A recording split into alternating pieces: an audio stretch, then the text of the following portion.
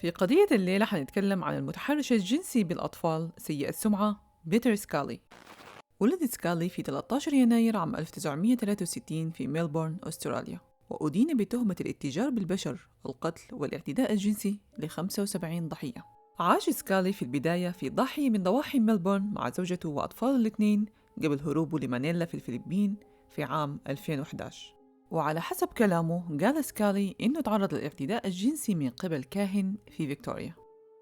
لما كبر وقبل ما يغادر ميلبورن كان بيدير خدمة غير مرخصة للدعارة عبر الإنترنت اللي عرض فيها صديقته الفلبينية كبائعة هواء. وجد تحقيق أجرته لجنة الأوراق المالية والاستثمارات الأسترالية في عام 2009 أن سكالي متورط في 117 جريمة احتيال ونصب تتعلق بعمليات احتيال عقارية. وفوراً وقبل أن يتم القبض عليه فر للفلبين وتحديداً لجزيرة مينداناو، وترك زوجته وأطفاله للأبد، وهناك بدأ بتنفيذ أبشع وأقذر جرائم بحق الأطفال اللي كان بيستدرجهم، واللي كانوا في الغالب من أسر شديدة الفقر، بوعود لآبائهم بأنه حيوفر عمل وتعليم لأطفالهم بمساعدة صديقتين فلبينيتين لسكالي، وهما كارمي آن ألفاريز والأخرى تدعى ليزيل مارغالو كاستانا، واللي أنشأوا مع سكالي شبكة دولية إجرامية للربح المادي من خلال عرض مقاطع فيديو مدفوعة الأجر لأطفال بيتعرضوا للإيذاء الجنسي والتعذيب على شبكة الإنترنت المظلمة الدارك ويب. ومن بين الضحايا اللي تم تسجيل تعذيبهم كان طفل بيبلغ بس من العمر 5 سنوات اللي تم اغتصابه وتعذيبه من قبل سكالي وامرأتين.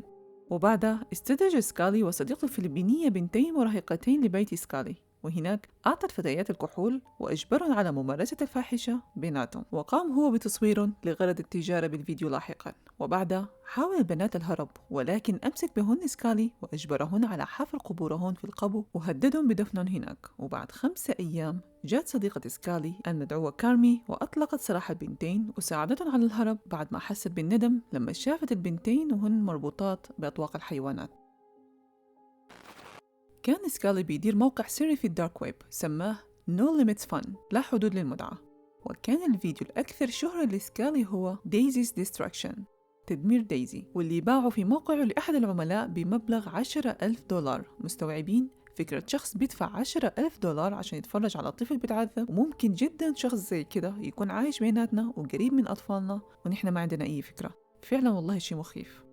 كان الفيديو متعدد الأجزاء، تم تصويره في 2012 ل3 صغيرات تم تعذيبهم، وهن دايزي، ليزي وسيدني. ومن شدة بشاعته اعتبروا البعض إنه إشاعة. عرض الفيلم تعذيب واغتصاب ال3 فتيات من قبل سكالي وامرأتين، وبدافع من سكالي تم تنفيذ أشد الإساءات الجسدية للصغيرات من قبل إحدى الامرأتين اللي تدعى ليزل البالغة من العمر 19 عام، واللي كانت هي نفسها إحدى ضحايا سكالي سابقاً. وقبل أن يحظى الفيديو باهتمام الجمهور، قام سكالي ببث فيلم تدمير دايزي بشكل خاص وفردي على أساس يحقق منه أرباح مادية.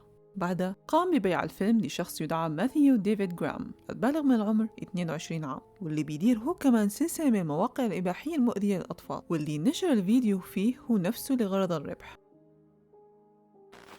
ونظراً لبشاعة المحتوى سرعان ما لفت نظر السلطات الأمنية، وكانت الشرطة الهولندية هي أول من فتحت تحقيق بهدف تحديد مكان الضحايا.